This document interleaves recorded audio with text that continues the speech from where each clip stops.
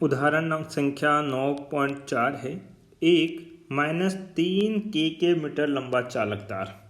तो एक चालक तार की लंबाई हमें दे रखी है -3 के सदिश रूप के अंदर है।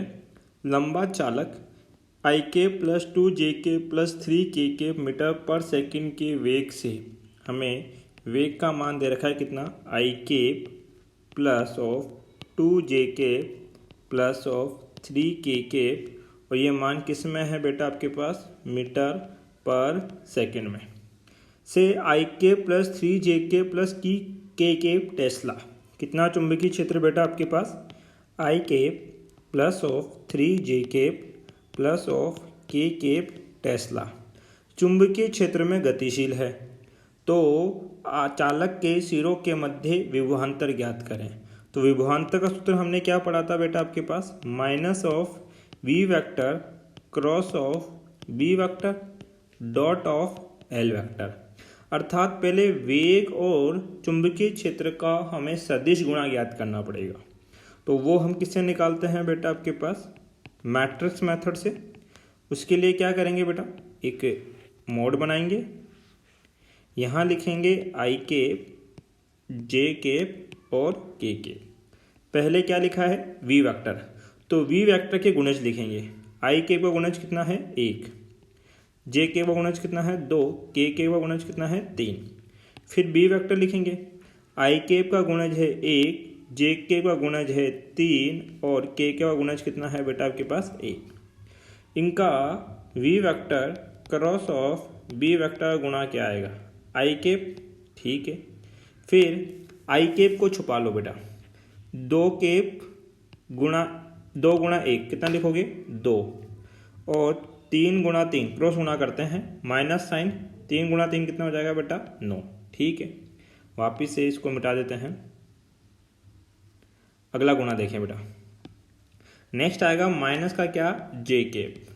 अब ध्यान दें, यहाँ पे जे केप गुणा कर रहे हैं तो आई केप और के केप गुणा होंगे। 1 गुणा 1 1 हो जाएगा, फिर माइनस साइन, फिर 3 को इससे गुणा करोगे, 3 गुणा 1 कितना हो जाएगा बेटा, 3।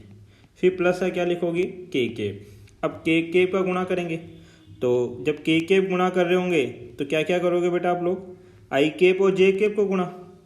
आई केप में कितना है, 1 गुणा 3 3 हो जाएगा, और 2 गुणा 1 कितना हो जाएगा बेटा आपके पास, 2, माइनस का 2। सोल्व कर लो इसको। 9 में से 2 गया, माइनस के 7 आई केप। ठीक है, फिर 3 में से 1 गया, माइनस 2 इस माइनस से गुणा करोगे, माइनस के कितना बेटा आपके पास है, प्लस का 2 जे केप। उसके बाद 3 माइनस 2 प्लस का कितना बच जाएगा बेटा, के केप, वो भी कितना, 1 आपके पास। ये तो आ गया V vector cross of B vector. परंतु हमें क्या ज्ञात करना है बेटा, ईएमएफ बराबर कितना, minus B vector cross B vector का मान कितना आया बेटा आपके पास, माइनस के 7 आई केप प्लस का 2 जे केप और कितना बेटा आपके पास, प्लस के 1 के केप। फिर डॉट एल वेक्टर का मान हमें कितना दे रखा है बेटा, माइनस का 3 के केप। ऐसा करो बेटा, ये जो माइनस है इसको इस माइनस से गुणा कर दो, प्लस हो जाएगा। तो ईएमएफ कितना हो जाएगा अब आपके पास, माइनस के 7 I cap plus 2 J cap plus 1 K cap dot of कितना, 3 के केप।